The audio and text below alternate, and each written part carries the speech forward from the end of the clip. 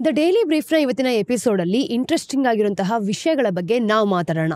ಪೋವೆಲ್ತ್ನ ದಿಕ್ಕನ್ನ ಬದಲಾಯಿಸ್ತಿದೆಯಂತೆ. ಅದ್ರ ಜೊತೆಗೆ ಸೆಬಿಯ ಹೊಸ ನಿಯಮಗಳೆಲ್ಲ ಯಾವ್ದ್ಯಾವ್ದು ಮತ್ತೆ ವಿನ್ಯಾಸನ ಸುಧಾರಣೆ ಮಾಡಬೇಕು ಅಂತ ಒಂದು ದೊಡ್ಡ ಸ್ಟೆಪ್ ಅನ್ನೇ ತಗೊಳ್ತಿದೆ. ಹಾಗೆಯೇ REIT INVIT ಗಳಿಗೆ ಸುಲಭವಾದ ನಿಯಮಗಳು ಯಾವ್ದಾವ್ದು ರೀತಿ ಇರುತ್ತೆ ಅನ್ನೋದ್ರ ಬಗ್ಗೆ ತಿಳ್ಕೊಳ್ಳೋಣ. ನಿಮ್ಮೆಲ್ಲರಿಗೂ ಕೂಡ ಝೀರೋದ ಮಾರುಕಟ್ಟೆಯ ದ ಡೈಲಿ ಬ್ರೀಫ್ಗೆ ಸ್ವಾಗತ. ಹಣಕಾಸು ಹಾಗೂ ಫೈನಾನ್ಷಿಯಲ್ ಮಾರುಕಟ್ಟೆಯಲ್ಲಿ ನಡೆಯುವಂತಹ ದೊಡ್ಡ ದೊಡ್ಡ ವಿಚಾರಗಳನ್ನ ತುಂಬಾ ಸಿಂಪ್ಲಿಫೈ ಮಾಡಿ ನಾನು ನಿಮ್ಗೆ ಅರ್ಥ ಮಾಡಿಸ್ತೀನಿ. ನಾನು ನಿಮ್ಮ ನಿರೂಪಕಿ ಚಂದನಾ ಗೌಡ. ಇವತ್ತು ಶುಕ್ರವಾರ ಡಿಸೆಂಬರ್ 20th. ಹಾಗೇನೆ ನೀವೇನಾದ್ರೂ ನಮ್ಮ ಕಾರ್ಯಕ್ರಮವನ್ನ ಕೇಳಬೇಕು ಅಂತ ಅನ್ಕೊಂಡಿದ್ರೆ ಆಪಲ್ ಮತ್ತೆ ಸ್ಪಾಟಿಫೈ ಪಾಡ್ಕಾಸ್ಟ್ ಅಲ್ಲಿ ಕೇಳಬಹುದು. ನೀವೇನಾದ್ರೂ ಓದುವ ವ್ಯಕ್ತಿ ಆಗಿದ್ದೀರಾ ಅಂತಂದ್ರೆ ಇಮೇಲ್ ನ್ಯೂಸ್ ಲೆಟರ್ಸ್ಗೆ ಸಬ್ಸ್ಕ್ರೈಬ್ ಮಾಡಿ. ಒಂದ್ ವಿಷಯ ನಿಮ್ಗೆ ಚೆನ್ನಾಗಿ ನೆನಪಿರ್ಲಿ, ಯಾವುದೇ ರೀತಿ ಸಹ ಸ್ಪ್ಯಾಮ್ ಮಾಡ್ತಿಲ್ಲ. ಪ್ರತಿಯೊಂದು ಲಿಂಕ್ ಸಹ ಕಮೆಂಟ್ ಸೆಕ್ಷನ್ ಅಲ್ಲಿ ಅವೈಲೇಬಲ್ ಇದೆ.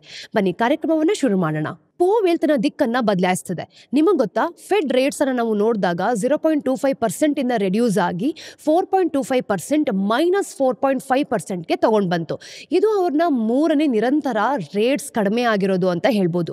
ಎಲ್ಲನೂ ಕೂಡ ಒಟ್ಟಿಗೆ ಸೇರಿಸಿದ್ವಿ ಅಂತಂದ್ರೆ ಅದು ಪೂರ್ಣ ಅಂಕ ಶೇಕಡ ಏನಿರುತ್ತೆ ಅದು ಸಹ ಕಡಿಮೆ ಆಗೋಗಿದೆ. ಆದ್ರೆ ಇಲ್ಲಿ ಒಂದು ತುಂಬಾ ಇಂಟ್ರೆಸ್ಟಿಂಗ್ ಆಗಿರುವಂತಹ ವಿಷಯ ಇದೆ. ಏನ್ ಗೊತ್ತಾ, ರಿಡಕ್ಷನ್ ನಾವು ನೋಡ್ತಿದ್ದೀವಿ ಅಂತಂದ್ರೆ ಹಲವಾರು ವರ್ಷಗಳಲ್ಲಿ ನಾವು ಕಂಡಿರುವಂತಹ ಒಂದು ಹ್ಯಾಕ್ವಿಶ್ ರೇಟ್ ಕಟ್ ಆಗಿದೆ ಅಂತ ಹೇಳ್ಬೋದು. ಪೋವೆಲ್ ಅವರು ಈ ಒಂದು ರಿಡಕ್ಷನ್ ಏನಿದೆ ಇದನ್ನ ಕ್ಯಾಶ್ ಡಿಸಿಷನ್ ಅಂತ ಹೇಳ್ತಾ ಇದ್ದಾರೆ. ಆದ್ರೆ ಈ ಕ್ರಮನ ನಾವು ನೋಡಿದಾಗ ಅವರು ಪಾಲಿಸಿಯನ್ನ ಒಂದು ಸಿಗ್ನಿಫಿಕೆಂಟ್ಲಿ ಲೆಸ್ ರೆಸ್ಟ್ರಿಕ್ಟಿವ್ ಅನ್ನೋ ಒಂದು ಸ್ಥಾನಕ್ಕೆ ತಗೊಂಡ್ ಬಂದಿದ್ದಾರೆ ಅಂತಾನೆ ಕ್ಲಿಯರ್ ಆಗಿ ಹೇಳ್ಬೋದು. ಮಾರ್ಕೆಟ್ ರಿಯಾಕ್ಷನ್ ಅಂತೂ ತುಂಬಾ ಟಫ್ ಆಗಿತ್ತು. S&P 500 ಅಂತ ಏನ್ ಹೇಳ್ತೀವಿ ಅದು 3% ಗಿಂತ ತುಂಬಾ ಡೌನ್ ಆಗಿದೆ. ಇನ್ನು 2 years ಅಲ್ಲಿ ನಾವು ಟ್ರೆಜರಿ ಈಲ್ಡ್ ಅಲ್ಲಿ ನೋಡಿದಾಗ ಒಂದು ದಶಕದಲ್ಲಿದ್ದಂತಹ ಒಂದು ಫೆಡ್ ಮೀಟಿಂಗ್ ಏನಿದೆ ಅದು ಅತಿ ದೊಡ್ಡ ಏರಿಕೆಗೆ ಕಾರಣ ಆಯ್ತು ಅಂತ ಹೇಳ್ಬೋದು. ಎಲ್ಲಾ ಟ್ರೆಜರಿ ಈಲ್ಡ್ಸ್ ಗಳು ಸಹ ಒಂದು ಏರಿಕೆಯನ್ನ ಗ್ರಾಜುಲಿ ತಗೊಂಡ್ ಬಂತು. ಹಾಗೇನೆ 2 years ಇಂದ ಮತ್ತೆ 10 years ಈಲ್ಡ್ಸ್ ಅನ್ನ ನಾವು ನೋಡಿದಾಗ ಒಂದು 13 ಬೇಸಿಸ್ ಪಾಯಿಂಟ್ಸ್ ಗಳು ಸಹ ಏರಿಕೆಯಾಗಿದೆ. ಈಗ ಡಾಲರ್ಸ್ ಏನೋ ಬದಲಾಗ್ತಿದೆ. ಹಾಗೆ ಕರೆನ್ಸೀಸ್ ಗಳೇನಾದ್ರೂ ಒಂದು ಗಣನೀಯವಾಗಿ ನಾವು ಕಂಪೇರ್ ಮಾಡ್ತಿದೀವಿ ಅಂತಂದ್ರೆ ಇದು ಕೂಡ ಕಡಿಮೆ ಆಗಿದೆ ಅಂತ ಹೇಳ್ಬೋದು. ಇಲ್ಲೊಂದು ಮುಖ್ಯವಾದ ವಿಷಯ ಇದೆ. ಏನ್ ಗೊತ್ತಾ, ಈ ಮೀಟಿಂಗ್ ಆದ್ಮೇಲೆ ಜನವರಿಯಿಂದ ಈ ಒಂದು ರಿಡಕ್ಷನ್ ಸಾಧ್ಯತೆಗಳು 0 ಬಂದಿದೆ ಅಂತಾನೆ ಹೇಳ್ಬೋದು. 2025ನ ಮೊದಲಾರ್ಧದಲ್ಲಿ ನಾವು ನೋಡಿದಾಗ 25 BP ಒಂದು ರಿಡಕ್ಷನ್ ಆಗಿದೆ. ಅಂದ್ರೆ ಸಂಪೂರ್ಣ ನಿರೀಕ್ಷೆ ಸಹ ಡೌನ್ ಆಗೋಗಿದೆ ಅಂತ ಹೇಳ್ಬೋದು. ಫೆಡ್ ಎಷ್ಟು ಒಂದು ಹ್ಯಾಕ್ವಿಶ್ ಆಗಿದೆ ಅನ್ನೋದು ಮಾರ್ಕೆಟ್ ಅಲ್ಲಿ ಒಂದು ಕ್ಲಿಯರ್ ಆಗಿ ಹೇಳಕ್ಕಾಗ್ತಿಲ್ಲ. ಫೆಡ್ ಇನ್ನಷ್ಟು ಹ್ಯಾಕ್ವಿಶ್ ಆಗಲು ಕಾರಣಗಳು ಇಲ್ಲಿದೆ ನೋಡಿ. ಇನ್ಫ್ಲೇಷನ್ ಪ್ರೊಜೆಕ್ಷನ್ಸ್ ಅಂತ ಏನ್ ಹೇಳ್ತೀವಿ ಅದು ಹೆಚ್ಚಿಸ್ತಾ ಇದ್ದಾರೆ. ಅಂದ್ರೆ ಕೋರ್ PCE ಇನ್ಫ್ಲೇಷನ್ 2025ನ ಒಂದು ಅಂತ್ಯದ ವೇಳೆಗೆ 2.5% ಆಗಿರುತ್ತೆ. ಇವರು ಈ ರೀತಿ ನಿರೀಕ್ಷೆನೋ ಇಟ್ಕೊಂಡಿದ್ದಾರೆ. ಹಿಂದಿನ 2.2% ನಿರೀಕ್ಷೆಯಿಂದ ಜಾಸ್ತಿ ಇದೆ. 2024ರಲ್ಲಿ ನಾವು ನೋಡಿದಾಗ 2.8% ಕೋರ್ PCE ಇನ್ಫ್ಲೇಷನ್ ಆಗ್ಬೋದು ಅಂತ ಅವರು ಹೇಳಿದ್ರು. GDP ಫೋರ್ಕಾಸ್ಟ್ ನ 2024ಗೆ ಹೆಚ್ಚಿಸಲಾಗಿದೆ. -2.0% ಇಂದ 2.5%ಗೆ. ಈ ಒಂದು ಸಾಲಿಡ್ ಗ್ರೋತ್ ಔಟ್ಲುಕ್ ಅನ್ನ ಅವರು ನಿರೀಕ್ಷೆ ಮಾಡ್ಕೊಂಡಿದ್ದಾರೆ. ಹಾಗೆ ಅನ್ಎಂಪ್ಲಾಯ್ಮೆಂಟ್ ರೇಟ್ ಅನ್ನ ನಾವು ನೋಡಿದಾಗ 2025ರ ಒಂದು ಮುನ್ನೋಟ ಏನಿರುತ್ತೆ ಅದು 4.4% ಇಂದ 4.3%ಗೆ ರೆಡ್ಯೂಸ್ ಆಗೋಯ್ತು. ಇದರಿಂದ ಏನ್ ಹೇಳ್ತಿದ್ದಾರೆ ಗೊತ್ತಾ, ಸಾಫ್ಟ್ ಲ್ಯಾಂಡಿಂಗ್ ಸಾಧ್ಯತೆಗಳನ್ನ ನೋಡ್ತಾ ಇದೀವಿ. ಅಂದ್ರೆ ಇನ್ಫ್ಲೇಷನ್ ಅನ್ನೋ ಒಂದು ಕಂಟ್ರೋಲ್ ಏನಿದೆ ಅದು ಜಾಬ್ ಮಾರ್ಕೆಟ್ ಮೇಲೆ ಅತಿ ಹೆಚ್ಚಾಗಿ ಪರಿಣಾಮನೇ ಬೀಳೋದಿಲ್ಲ ಅಂತ ಹೇಳ್ತಿದ್ದಾರೆ. ಸೊ ಇವರೆಲ್ಲ ಇನ್ಫ್ಲೇಷನ್ ವಿರುದ್ಧ ಹೋರಾಟ ಎಷ್ಟು ಸ್ಟ್ರಾಂಗ್ ಆಗಿ ಮಾಡ್ತಾರೆ. ಈಗ ನೋಡಿ, ಜಾಬ್ ಮಾರ್ಕೆಟ್ ಮತ್ತೆ ಆರ್ಥಿಕತೆ ಮೇಲಿರುವಂತಹ ಈ ಒಂದು ಹಾನಿ ಅಂದ್ರೆ ಇಂಪ್ಯಾಕ್ಟ್ ಜಾಸ್ತಿ ಆಗ್ತಿದೆ ಅಂತಂದ್ರೆ ಪ್ರಾಬ್ಲಮ್ ಆಗೋದು ನಮ್ಗೇನೆ. ಈಗ ಫೆಡ್ ರೇಟ್ಸ್ ಗಳನ್ನ ನಿರೀಕ್ಷೆಗಳು ನೋಡ್ತಿದೀವಿ ಅಂದ್ರೆ ದೊಡ್ಡ ಬದಲಾವಣೆ ಇದೆ. ಫೆಡ್ ನ ಹೊಸ ರೇಟ್ ಪ್ರೊಜೆಕ್ಷನ್ಸ್ ನೋಡಿದಾಗ ಮಾರ್ಕೆಟ್ ಅಲ್ಲಿ ಒಂದು ಗಮನ ಸೆಳೆದಿದೆ ಅಂತಾನೆ ಹೇಳ್ಬೋದು. 2025 ನಲ್ಲಿ ನಾವು ನೋಡಿದಾಗ 2 ಕ್ವಾರ್ಟರ್ ಪಾಯಿಂಟ್ಸ್ ಗಳು ಕಟ್ಸಿರತ್ತೆ. ಅಂದ್ರೆ ಇವರು ಇದನ್ನ ಕ್ಲಿಯರ್ ಆಗಿ ಸೂಚನೆ ಮಾಡ್ತಿದ್ದಾರೆ. ಸೆಪ್ಟೆಂಬರ್ ಅಲ್ಲಿ ನೀಡಿದಂತಹ ಒಂದು ಮುಂಚಿನ ನಿರೀಕ್ಷೆಯ ಅರ್ಧ ಭಾಗ ಮಾತ್ರ ಮಾರ್ಕೆಟ್ ಪ್ರೈಸಿಂಗ್ ನ ಪ್ರಕಾರ 2025ರ ಸೆಪ್ಟೆಂಬರ್ ವರೆಗೂ 25 ಬೇಸಿಕ್ ಪಾಯಿಂಟ್ಸ್ ಗಳು ಏನೆಲ್ಲ ಇರುತ್ತೆ ಅದನ್ನ ಸಂಪೂರ್ಣವಾಗಿ ಒಳಗೊಂಡಿಲ್ಲ ಅಂತ ಹೇಳಿದ್ರು. ಇನ್ನು ಇಡೀ ವರ್ಷದಲ್ಲಿ ನಾವು ನೋಡಿದಾಗ ಕೇವಲ ಒಂದು ರಿಡಕ್ಷನ್ ಮಾತ್ರ ಪ್ರೈಸ್ಡ್ ಇನ್ ಆಗಿದೆ. ಇದು ಒಂದು ದೊಡ್ಡ ನಿರೀಕ್ಷೆಯ ಚೇಂಜ್ ಅಂತ ನಾವು ಖಂಡಿತವಾಗ್ಲೂ ಹೇಳ್ಬೋದು. ಇನ್ನು ತಾಂತ್ರಿಕ ವಿಚಾರದಲ್ಲಿ ನಾವು ನೋಡಿದಾಗ ಮತ್ತೊಂದು ಆಸಕ್ತಿ ಆಗಿರುವಂತಹ ಚೇಂಜ್ ಇದೆ. ಈಗ ಫೆಡ್ ಅವರ overnight reverse repo rate ಅನ್ನ ನಾವು ನೋಡಿದಾಗ 5 ಬೇಸಿಸ್ ಪಾಯಿಂಟ್ಸ್ ಗಳಿಗೆ ರೆಡ್ಯೂಸ್ ಆಗಿದೆ. 4.25% ವರೆಗೂ ತಗೊಂಡ್ ಬಂದಿದ್ದಾರೆ ಅಂತ ಹೇಳ್ಬೋದು. ಇದು ಅವರ ಟಾರ್ಗೆಟ್ ರೇಂಜ್ ಅಡಿಭಾಗಕ್ಕೆ ಹೊಂದ್ಕೊಳ್ಳುತ್ತೆ. ಈಗ ಪೋವೆಲ್ ಇದನ್ನ ಪ್ಯೂರ್ಲಿ ಟೆಕ್ನಿಕಲ್ ಅಡ್ಜಸ್ಟ್ಮೆಂಟ್ ಅಂತ ಹೇಳ್ತಾರೆ. ಈ ಒಂದು ಹೊಸ ಸ್ಟೇಜ್ ಅಲ್ಲಿ ನಾವು ನೋಡಿದಾಗ ಈ ಸಾಧನೆಗಳು ಏನೆಲ್ಲ ಇದೆ ಇದು ಸೂಕ್ಷ್ಮವಾಗಿ ಹೊಂದ್ಕೊಂಡು ಹೋಗ್ತಿದ್ಯಾ ಅನ್ನೋದನ್ನ ತೋರ್ಸತ್ತೆ. ಹಾಗೇನೆ ಇಂದಿನ ಮೀಟಿಂಗ್ ಪೋಲಿಂಗ್ ನಲ್ಲಿ ಗಮನ ಸೆಳೆಯುವಂತಹ ಅಂದ್ರೆ ಅಟ್ರಾಕ್ಟಿವ್ ಆಗುವಂತಹ ಇನ್ನೊಂದು ಡಿಸೆಂಟ್ ಇದೆ. ಕ್ಲೀವ್ಲೆಂಡ್ ಫೆಡ್ ಪ್ರೆಸಿಡೆಂಟ್ ಬೆತ್ ಹ್ಯಾಮಾಕ್ ಅವರ ಒಂದು ರೇಟ್ಸ್ ಕಡಿತದ ಬಗ್ಗೆ ನಾವು ಹೇಳ್ತಿದ್ದೀವಿ ಅಂತಂದ್ರೆ ಇದ್ರ ಒಂದು ವಿರುದ್ಧದ ಬಗ್ಗೆ ಹೇಳ್ತಿದ್ದಾರೆ ಅವರು. ಅಂದ್ರೆ ಈ ರೇಟ್ಸ್ ಗಳನ್ನ ಸ್ಥಿರವಾಗಿ ಇಡಬೇಕು ಅಂತ ನಾವೇನೋ ಯೋಚನೆ ಮಾಡ್ತಿದೀವಿ. ಆದ್ರೆ ಇದನ್ನ ಇನ್ನೂ ನೀವು ಇಂಟ್ರೆಸ್ಟಿಂಗ್ ಆಗಿ ಮಾಡ್ಬೇಕು ಅಂತಂದ್ರೆ ಫೆಡ್ಸ್ ನ ಒಂದು ಡಾಟ್ ಪ್ಲಾಟ್ ನಲ್ಲಿ 4 ಅಧಿಕಾರಗಳು ಯಾವುದೇ ರೀತಿಯಾದಂತಹ ಕಡಿತ ಬೇಕಾಗಿಲ್ಲ ಅಂತ ಕ್ಲಿಯರ್ ಆಗಿ ತೋರಿಸ್ತಿದ್ದಾರೆ. ಇದು ಹೆಮಾಕ್ ಅವರ ಒಂದು ಚಿಂತನೆಗಳನ್ನ ನಾನ್ ವೋಟಿಂಗ್ ಮೆಂಬರ್ಸ್ಗೂ ಕೂಡ ಹಂಚ್ಕೊಂಡಿದ್ದಾರೆ ಅಂತಾನೆ ಸೂಚಿಸುತ್ತೆ. ಈಗ ಪೊವೆಲ್ ಅವರ ಒಂದು ಎಕನಾಮಿ ಮೇಲೆ ಮಾಡಿರುವಂತಹ ಈ ಚೇಂಜಸ್ ಅನ್ನು ನೋಡಿದಾಗ ಆ ಸಿನ್ಸಿಯರ್ ಕಮೆಂಟ್ ಅನ್ನ ಇವರು ನೋಟ್ ವರ್ತಿಯಾಗಿ ಕೊಡಿಸಿದ್ದಾರೆ. Economy is in really good place. ಹಾಗೆ ಪಾಲಿಸಿನ ನಾವು ಒಂದು ಗುಡ್ ಪ್ಲೇಸ್ಗೆ ತಗೊಂಡ್ ಬಂದಿದ್ದೀವಿ ಅಂತಂದ್ರೆ ಇದು ಭವಿಷ್ಯದ ರಿಡಕ್ಷನ್ ಬಗ್ಗೆ ಮಾತ್ರ ಅಲ್ಲ ಅಂತ ಒಂದು ಎಚ್ಚರಿಕೆನ ಕೊಟ್ಟಿದ್ದಾರೆ. ಹಾಗೇನೆ ಆರ್ಥಿಕತೆ ಎಕನಾಮಿ ಮೇಲೆ ನಾವು ವಿಶ್ವಾಸ ಇಟ್ಕೊಂಡಿದೀವಿ ಅಂತಂದ್ರೆ ಇನ್ಫ್ಲೇಷನ್ ಬಗ್ಗೆ ಚಿಂತೆನೂ ಸಹ ಇರಬೇಕಾಗತ್ತೆ. ಈ ಒಂದು ಮಧ್ಯದ ಸಮತೋಲನ ಏನಿದೆ ಅಂತಂದ್ರೆ ಇವತ್ತಿನ ಸಿಚುವೇಶನ್ ಅನ್ನ ಇದು ನಿರ್ಧರಿಸುತ್ತೆ. ಇಂಟ್ರೆಸ್ಟ್ ರೇಟ್ ಸೆನ್ಸಿಟಿವ್ ಸೆಕ್ಟರ್ ಗಳಲ್ಲಿ ನೋಡಿದಾಗ ಬೇರೆಯಾದ ಒಂದು ಟ್ರೆಂಡ್ ಅನ್ನೇ ಕೊಡುತ್ತೆ. ಈಗ ನೋಡಿ, ಪೋವೆಲ್ ಅವ್ರ ಪ್ರಕಾರ ನಾವು ನೋಡಿದಾಗ ಈ ರಿಸ್ಟ್ರಿಕ್ಟಿವ್ ರೇಟ್ಸ್ ಗಳು ಏನೆಲ್ಲ ಇದೆ ಇದು ಹೌಸಿಂಗ್ ಕ್ಷೇತ್ರದಲ್ಲಿ ಪರಿಣಾಮ ಬೀಳುತ್ತೆ. ಆದ್ರೆ ಇದೆಲ್ಲ ಆದ್ಮೇಲೆ ಫೈನಾನ್ಷಿಯಲ್ ಕಂಡೀಷನ್ಸ್ ಅಂತ ನಾವು ನೋಡಿದಾಗ ಸ್ಟಾಕ್ ಮಾರ್ಕೆಟ್ ವ್ಯಾಲ್ಯೂಯೇಷನ್ಸ್ ಹಾಗೆ ಕಾರ್ಪೊರೇಟ್ ಬಾಂಡ್ ಸ್ಪ್ರೆಡ್ಸ್ ಏನೆಲ್ಲ ಇರುತ್ತೆ ಇದು ಶ್ರದ್ಧೆಯಿಂದ ಕೆಲಸ ಏನೋ ಮಾಡುತ್ತೆ. ಈ ವಿರುದ್ಧ ನಾವು ಹೋಗ್ತೀವಿ ಅಂತಂದ್ರೆ ಫೆಡ್ ಹೆಚ್ಚಿನ ಒಂದು ರೇಟ್ಸ್ ರಿಡಕ್ಷನ್ ಬಗ್ಗೆ ಎಚ್ಚರಿಕೆಯಿಂದ ಇರಬೇಕು ಅಂತ ಇಲ್ಲೊಂದು ಕಾರಣನೇ ನಮಗೆ ಗೊತ್ತಾಗತ್ತೆ. ಇನ್ನು ಟ್ರಂಪ್ ತತ್ವ ಫೆಡ್ ಥಿಂಕಿಂಗ್ ಮೇಲೆ ಸ್ಪಷ್ಟವಾಗಿ ಪ್ರಭಾವ ಬೀರ್ತಿದೆ ಅಂತಾನೆ ಹೇಳ್ಬೋದು. ಪೋವೆಲ್ ಅವರ ಪ್ರಕಾರ ನಾವು ನೋಡಿದಾಗ ಕೇವಲ ಫೆಡ್ ಅಫಿಷಿಯಲ್ಸ್ ಈಗಾಗಲೇ ಪಾಲಿಸಿ ಎಫೆಕ್ಟ್ಸ್ ಏನೆಲ್ಲ ಇರುತ್ತೆ ಅದನ್ನ ಒಂದು ಅಂದಾಜು ನೋಟದಲ್ಲೇ ನಮ್ಗೆ ಹೇಳ್ಬಿಟ್ಟಿದ್ದಾರೆ. ಈಗ ಫಿಸ್ಕಲ್ ಪಾಲಿಸಿನ ನಾವು ಒಂದು ದಿಸೆಯಲ್ಲಿ ನೋಡಿದ್ರು ಸಹ ಫೆಡ್ ಪಾರ್ಟಿಸಿಪೆಂಟ್ಸ್ ಯಾರೆಲ್ಲ ಇರ್ತಾರೆ ಈ ಒಂದು ಅಂಶಗಳನ್ನ ತಗೊಂಡ್ ಬಂದಿದ್ದಾರೆ. ಅಂದ್ರೆ ಇವ್ರು ಯಾರು ಸಹ ಕನ್ಸಿಡರೇಟ್ ಮಾಡ್ಕೊಳ್ದೇ ಇದ್ರೂ ಪರವಾಗಿಲ್ಲ, ಟ್ಯಾರಿಫ್ಸ್, ಇಮಿಗ್ರೇಷನ್ ರಿಸ್ಟ್ರಿಕ್ಷನ್ಸ್, ಟ್ಯಾಕ್ಸ್ ಕಟ್ಸ್ಗಳಂತಹ ಒಂದು ನಂಬಿಕೆಗಳು ಏನಿರುತ್ತೆ ಇದು ಇನ್ಫ್ಲೇಷನ್ ರಿಸ್ಕ್ ಬಗ್ಗೆ ಫೆಡ್ಗೆ ಆತಂಕವನ್ನೇ ಉಂಟು ಮಾಡಿದೆ ಅಂತ ಹೇಳ್ಬೋದು. ಇದರಲ್ಲಿರೋ ಒಂದು ವಿಶೇಷ ಅಂಶ ಏನ್ ಗೊತ್ತಾ, ಈ ವರ್ಷದಲ್ಲಿರುವಂತಹ ಒಂದು ರಿಪೋರ್ಟ್ ಅನ್ನ ನಾವು ನೋಡಿದಾಗ ಫೆಡ್ ಮತ್ತೆ ಮಾರ್ಕೆಟ್ಸ್ ಬಗ್ಗೆ ಮಾತಾಡೋಣ. ಕ್ಯಾಟ್ಸ್ ಅಂಡ್ ಮೌಸ್ ಗೇಮ್ಸ್ ಆಡ್ತಿರೋ ತರ ಕಾಣುತ್ತೆ. ಈ ವರ್ಷ ಮಾರ್ಕೆಟ್ಸ್ ಹೆಚ್ಚು ಕಡಿತಗಳಾಗಿ ಅಂದ್ರೆ ಪ್ರೈಸಿಂಗ್ ಮಾಡ್ತಿದೆ. ನಂತರ ನಾವು ನೋಡಿದಾಗ ಇಮಿಡಿಯೇಟ್ಲಿ ಡೌನ್ಫಾಲ್ ಆಗೋಯ್ತು, ಹಾಗೆ ಅಗ್ರೆಸಿವ್ ಸಹ ಆಯ್ತು. ಈಗ ಮತ್ತೊಂದು ಒಂದು ರೀಸೆಟ್ ಇನ್ ಎಕ್ಸ್ಪೆಕ್ಟೇಷನ್ಸ್ ನ ಕಾಣಿಸ್ಕೊಳ್ಳೋಕೆ ಮಾಡ್ತಿದ್ದಾರೆ ಅಂತಾನೆ ಹೇಳ್ಬೋದು. ಇನ್ನು ಲೇಬರ್ ಮಾರ್ಕೆಟ್ ಡೇಟಾಲಿ ನಾವು ನೋಡಿದಾಗ ರೀಸೆಂಟ್ ಡೇಸ್ ಅಲ್ಲಿ ಪೋವೆಲ್ ಒಂದು ಮಾಹಿತಿನೂ ಕೂಡ ಹಂಚ್ಕೊಂಡಿದ್ದಾರೆ. ಲೇ ಆಫ್ ಲೇಟ್ ಏನಾದರೂ ಕಡಿಮೆ ಇದ್ರೂ ಕೂಡ ಹೈರಿಂಗ್ ರೇಟ್ ಕೂಡ ಕಡಿಮೆ ಆಗುತ್ತೆ. ಇದು ಕಡಿಮೆ ಡಿಮ್ಯಾಂಡ್ ಅನ್ನ ಸೂಚಿಸುತ್ತೆ. ಆದ್ರೆ ಲೇಬರ್ ಮಾರ್ಕೆಟ್ ಕೂಲಿಂಗ್ ಏನಾದರೂ ಮುಂದುವರಿಬೇಕು ಅಂತಂದ್ರೆ 2% ಇನ್ಫ್ಲೇಷನ್ ಟಾರ್ಗೆಟ್ ಅನ್ನ ತಲುಪೋದಕ್ಕೂ ಸಹ ನೀವು ಅದ್ರ ಬಗ್ಗೆ ಹೆಚ್ಚಿನ ಒತ್ತಾಯ ಕೊಡಬೇಕು ಅಂತ ಹೇಳ್ತಿದ್ದಾರೆ. ಮುಂದಿನ ಮಾರ್ಕೆಟ್ಸ್ ನಾವು ನೋಡಿದಾಗ ಹೆಚ್ಚಿನ ವಾಲಿಟಿಲಿಟಿ ಕಾಣಬಹುದು. ಆದ್ರೆ ಇಂದಿನ ಫೆಡ್ ಮೀಟಿಂಗ್ ಗಳಲ್ಲಿ ಇದು ಅತ್ಯಂತ ಹ್ಯಾಕ್ವಿಶ್ ಆಗಿರೋದು ಕಂಡು ಬರ್ತಿದೆ. ಈಗ ರೇಟ್ಸ್ ಗಳನ್ನ ನಿರೀಕ್ಷೆಗಿಂತ ಹೆಚ್ಚು ಕಾಲವಾಗಿ ಉನ್ನತ ಮಾಡ್ಕೊಳ್ಬೇಕು ಅಂತ ಅನ್ಕೊಳ್ಳಿ. ಆದ್ರೆ ಕೋರ್ ಇನ್ಫ್ಲೇಷನ್ ಅನ್ನ ನಾವು ನೋಡಿದಾಗ 2025 ವರೆಗೆ ಟಾರ್ಗೆಟ್ ಅನ್ನ ಮೀರುವಂತಹ ನಿರೀಕ್ಷೆ ಇದೆ. ಅಸೆಟ್ ಪ್ರೈಸಸ್ ಮೇಲೂ ಸಹ ಒತ್ತಡ ಬೀಳ್ತಿದೆ. ಪೋವೆಲ್ ಅವರ ಸಂದೇಶ ಸ್ಪಷ್ಟವಾಗಿದೆ, ಆ new phase in the process. ಹಾಗೆ ಫೆಡ್ ಬದಲಾವಣೆ ಆಗ್ತಿರೋದು ಸಹ ಅವ್ರಿಗೆ ಗೊತ್ತಾಗತ್ತೆ. ಇಲ್ಲಿ ಒಂದು ರೇಟ್ಸ್ ಗಳೇನಾದ್ರೂ ರಿಡಕ್ಷನ್ ಮಾಡಬೇಕು ಅಂತಂದ್ರೆ ಹೆಚ್ಚು ಎಚ್ಚರಿಕೆಯಿಂದ ಇರಬೇಕು ಅನ್ನೋದು ಸಹ ಹೇಳ್ತಾ ಇದ್ದಾರೆ. SEBI securities and exchange board of India ತನ್ನ ಇತ್ತೀಚಿನ ಬೋರ್ಡ್ ಮೀಟಿಂಗ್ ಅಲ್ಲಿ ಹಲವಾರು ಹೊಸ ನಿಯಮಗಳನ್ನ ಅಪ್ಡೇಟ್ ಗಳನ್ನ ಘೋಷಣೆ ಮಾಡಿದೆ. ಈ ಬದಲಾವಣೆಗಳು ಏನೆಲ್ಲ ಇದೆ ಇದು ಬಿಸ್ನೆಸಸ್ ಆಗಿರ್ಬೋದು, ಇನ್ವೆಸ್ಟರ್ಸ್ ಆಗಿರ್ಬೋದು, ಕ್ಯಾಪಿಟಲ್ ಮಾರ್ಕೆಟ್ ಗಳಲ್ಲಿ ಭಾಗವಹಿಸುವಂತಹ ಎಲ್ಲರಿಗೂ ಸಹ ಯಾವ ರೀತಿ ಹೆಚ್ಚಿನ ಪ್ರಯೋಜನವನ್ನ ಕೊಡಬೇಕು ಅಂತ ಉದ್ದೇಶಿಸಲ್ಪಟ್ಟು ಈ ಮೀಟಿಂಗ್ ಅನ್ನ ಅರೇಂಜ್ ಮಾಡಿದ್ದಾರೆ. ಸೆಬಿ ತನ್ನ ಒಟ್ಟು 19 ಹೊಸ ನಿಯಮಗಳನ್ನ ಘೋಷಣೆ ಮಾಡಿದೆ. ಮ್ಯೂಚುವಲ್ ಫಂಡ್ಸ್, ಪ್ರೈಮರಿ ಮಾರ್ಕೆಟ್ಸ್ ಹಾಗೆ ಸರ್ವಿಲಿಯನ್ಸ್ ಮೆಷರ್ಸ್ ಗಳಿಗೆ ಸಂಬಂಧಪಟ್ಟಿರುವಂತಹ ವಿಭಾಗಗಳು ಸಹ ಇದರಲ್ಲಿ ಇದೆ.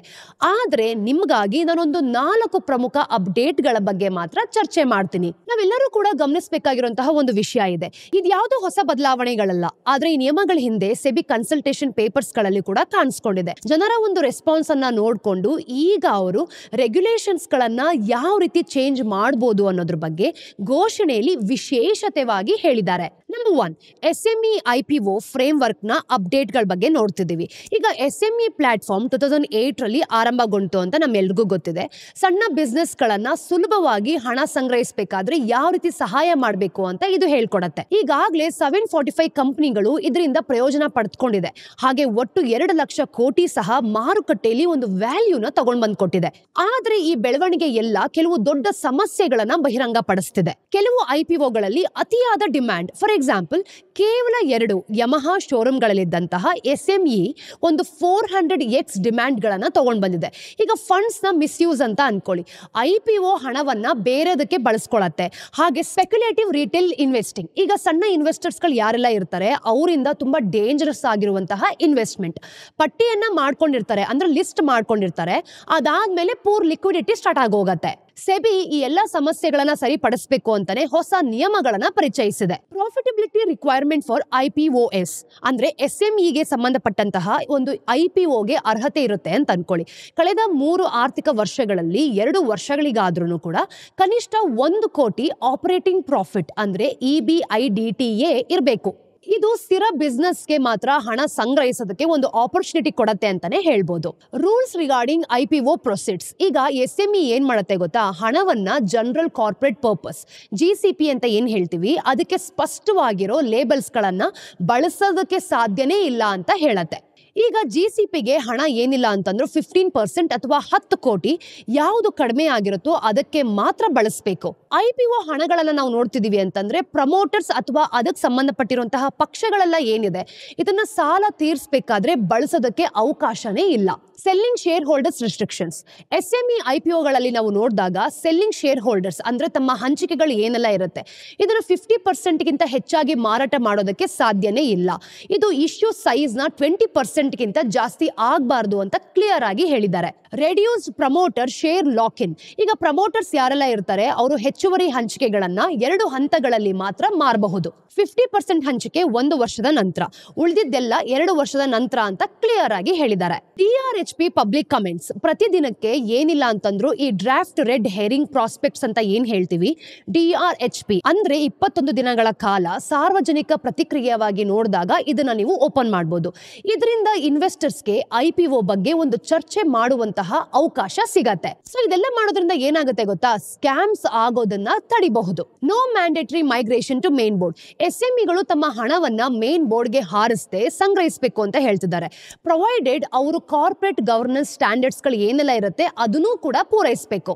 ಸೆಬಿ ಇವುಗಳ ಮೂಲಕ ಒಂದು SME IPO ಫ್ರೇಮ್ವರ್ಕ್ ಯಾವ ರೀತಿ ಇರುತ್ತೆ, ಯಾವ ರೀತಿ ಸ್ಟೇಬಲ್ ಆಗಿರುತ್ತೆ, ಇನ್ವೆಸ್ಟರ್ಸ್ ಫ್ರೆಂಡ್ಲಿ ಆಗಿದೆಯಾ, ಹಾಗೆ ನಂಬಿಕೆಗೆ ತಕ್ಕಂತೆ ರೂಪಿಸಬಹುದಾ ಅಂತ ಒಂದು ಒಳ್ಳೆ ಪ್ರಯತ್ನವನ್ನೇ ಮಾಡ್ತಾ ಇದೆ.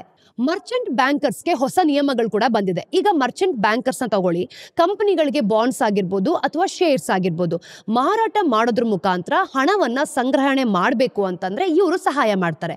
ಹಾಗೆಯೇ ಸೆಬಿ ಹೊಸ ನಿಯಮಗಳನ್ನ ಜಾರಿಗೆ ತಗೊಂಡ್ ಬಂದಿರೋದ್ರಿಂದ ಇವರು ಪೇಪರ್ ವರ್ಕ್ ಕನೆಕ್ಷನ್ಸ್ ಆಗಿರ್ಬೋದು ಹಾಗೆ ರೆಸ್ಪಾನ್ಸ್ ಗಳನ್ನ ತುಂಬಾ ಈಸಿ ಮಾಡ್ಕೊಳ್ಬೇಕು ಅಂತ ಕೆಲಸ ಮಾಡ್ತಿದ್ದಾರೆ. ಆದ್ರೆ ಕೆಲವು ಸಿಚುವೇಶನ್ಗಳಲ್ಲಿ ಇದು ಒಂದು ನೈಸರ್ಗಿಕ ಮಿತಿಯನ್ನ ಮೀರತ್ತೆ ಅಂತಾನೆ ಹೇಳ್ಬೋದು. ಫಾರ್ ಎಕ್ಸಾಂಪಲ್ ಆಕ್ಸಿಸ್ ಕ್ಯಾಪಿಟಲ್ ಪ್ರಕರಣದಲ್ಲಿ ನಾವು ನೋಡಿದಾಗ ಅವರು ಪೇ ಮಾಡಬೇಕು ಅಂತ ಭರವಸೆನ ಕೊಟ್ಟಿದ್ರು.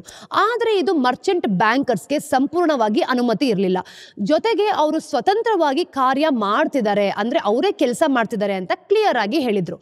ಕಾನ್ಫ್ಲಿಕ್ಟ್ ಆಫ್ ಇಂಟ್ರೆಸ್ಟ್ ಆಗಬಹುದು ಅಂತಾನು ಕೂಡ ಆತಂಕ ಇತ್ತು ಅಂತ ಇವರೆಲ್ಲರಿಗೂ ಸಹ ಮಂದಟ್ಟಾಗಿತ್ತು. ಹೀಗೆ ನಡೆಯುತ್ತಿರುವಂತಹ ಸಮಸ್ಯೆಗಳನ್ನ ತಡಿಬೇಕು ಅಂತಾನೆ ಸೆಬಿ ಒಂದು ನಿಯಮಗಳನ್ನ ತಗೊಂಡ್ ಬಂದಿದೆ.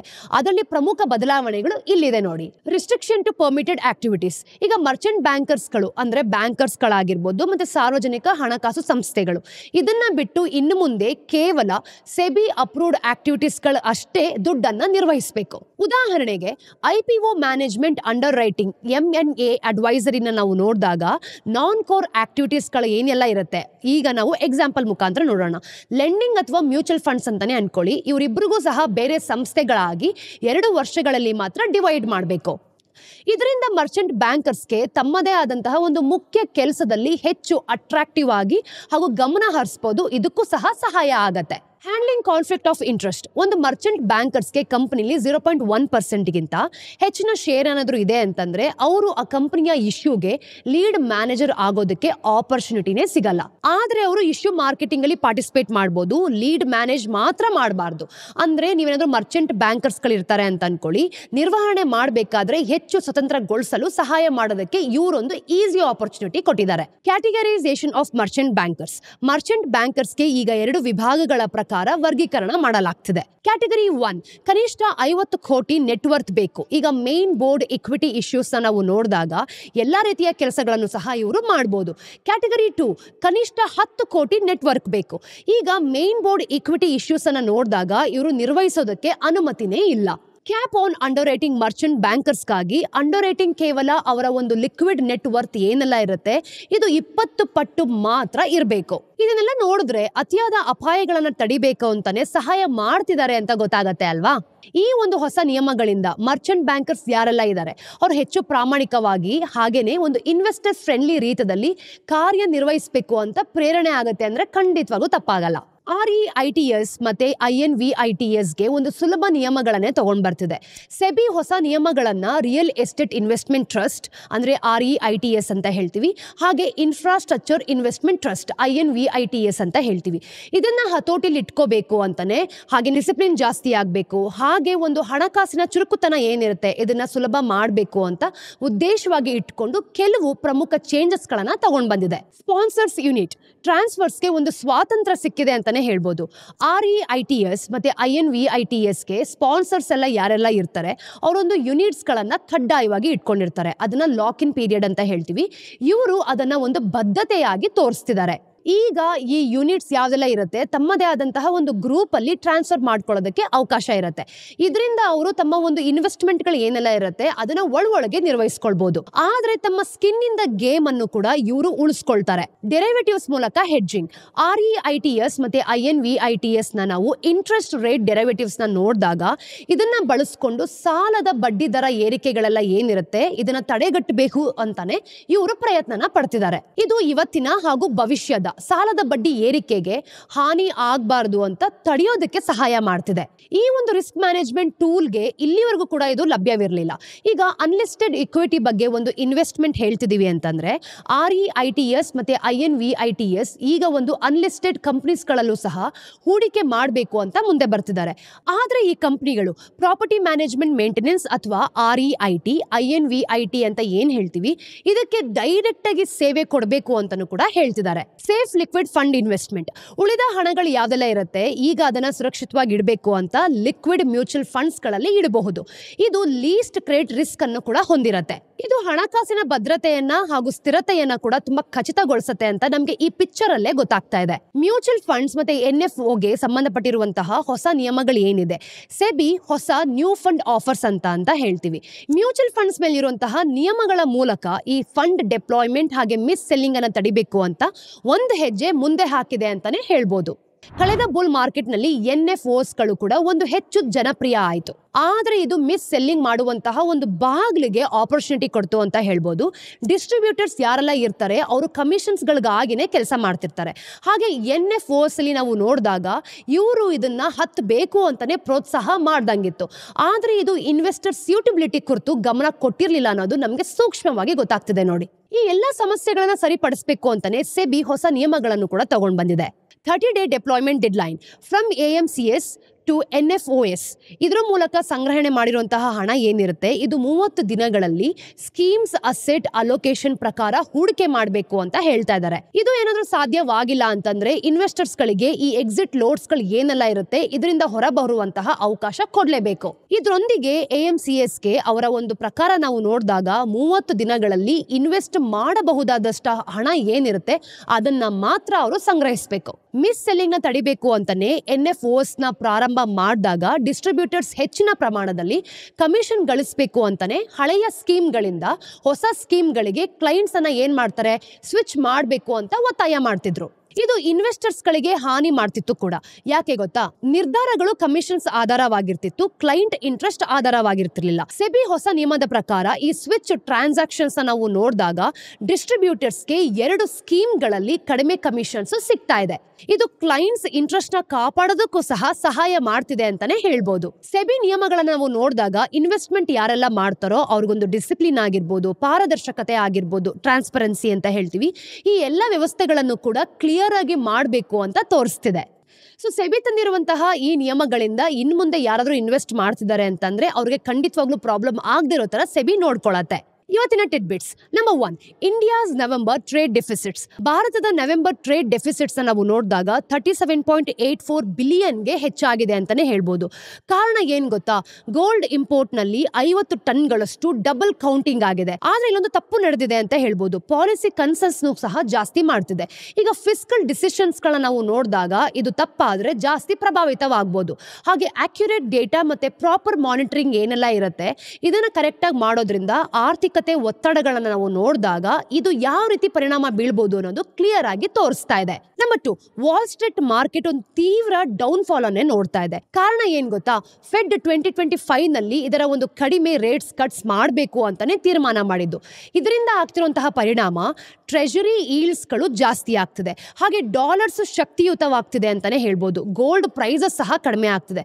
ಇದರಿಂದ ಮುಂದಿನ ಭಾಗದಲ್ಲಿ ನಾವು ಕ್ಲಿಯರ್ ಆಗಿ ನೋಡ್ತಿದೀವಿ ಅಂತಂದ್ರೆ ಟೈಟರ್ ಫೈನಾನ್ಷಿಯಲ್ ಕಂಡೀಷನ್ಸ್ ಬರುತ್ತೆ ಅಂತ ನಿರೀಕ್ಷೆ ಮಾಡ್ತಿದ್ದಾರೆ. Number 3, Punjab and Sind Bank bond issue. ಈಗ ಪಂಜಾಬ್ ಮತ್ತೆ ಸಿಂಧ್ ಬ್ಯಾಂಕ್ ಅನ್ನು ನಾವು ನೋಡಿದಾಗ 3,000 ಕೋಟಿಯಷ್ಟು ಹಣವನ್ನ ಸಂಗ್ರಹಿಸ್ತಾ ಇದೆ. ಅಂದ್ರೆ 7.7% ಕೂಪನ್ ರೇಟ್ಸ್ ನಲ್ಲಿ. ಈ ಬಾಂಡ್ ಇಶ್ಯೂನ ನಾವು ನೋಡಿದಾಗ 12% ಹೆಚ್ಚಿನ ಓವರ್ ಸಬ್ಸ್ಕ್ರಿಪ್ಷನ್ ಅನ್ನು ತಗೊಂಡ್ ಬಂದಿದೆ. ಅಂದ್ರೆ ಡಿಮ್ಯಾಂಡ್ ಯಾಕೆ ಎಷ್ಟು ಸ್ಟ್ರಾಂಗ್ ಆಗಿದೆ? PSP ಬಾಂಡ್ಸ್ಗೆ ಇನ್ವೆಸ್ಟರ್ ಅಂದ್ರೆ ಯಾರೆಲ್ಲ ಇನ್ವೆಸ್ಟ್ ಮಾಡ್ತಾರೆ ಅವರ ಒಂದು ಕಾನ್ಫಿಡೆನ್ಸ್ ಜಾಸ್ತಿ ಆಗಿದೆ ಅಂತಾನೆ ಹೇಳ್ಬೋದು. ಇನ್ಫ್ರಾಸ್ಟ್ರಕ್ಚರ್ ಫೋಕಸ್ ಆಗಿರ್ಬೋದು, ಹಾಗೆ ಪ್ರೈಮರಿ ಮಾರ್ಕೆಟ್ ಇಶ್ಯೂರ್ ಯಾರೆಲ್ಲ ಇರ್ತಾರೆ ಅವರ ಪ್ರೈಸ್ ಡೇ ಬೈ ಡೇ ಕಮ್ಮಿ ಆಗ್ತಾನೆ ಬರ್ತಾ ಇದೆ. ಇದೆಲ್ಲ ನಾವು ನೋಡಿದಾಗ ತೀವ್ರವಾದ ಲಿಕ್ವಿಡಿಟಿ ಕಂಡೀಷನ್ಸ್ ಏನೋ ಇದೆ, ಆದ್ರೂ ಬಲವಾದ ಆರ್ಥಿಕತೆ ಒಂದು ಉತ್ಸಾಹವನ್ನೇ ತೋರಿಸ್ತಿದೆ ಅಂತ ಹೇಳ್ಬೋದು. ಸ್ನೇಹಿತರೆ, ಇದು ಇವತ್ತಿನ ಝೀರೋದ ಮಾರುಕಟ್ಟೆಯ ದ ಡೈಲಿ ಬ್ರೀಫ್ ನ ಅಪ್ಡೇಟ್ಸ್. ನಿಮ್ಮೆಲ್ಲರಿಗೂ ವಿಡಿಯೋ ಇಷ್ಟ ಆದಲ್ಲಿ ಲೈಕ್ ಮಾಡಿ, ಶೇರ್ ಮಾಡಿ, ಸಬ್ಸ್ಕ್ರೈಬ್ ಮಾಡಿ. ಮತ್ತಷ್ಟು ಅಪ್ಡೇಟ್ಸ್ ಒಂದಿಗೆ ನಾನು ನಿಮ್ಮ ಮುಂದೆ ಸಿಗ್ತೀನಿ. ಅಲ್ಲಿ ತನಕ ಟೇಕ್ ಕೇರ್.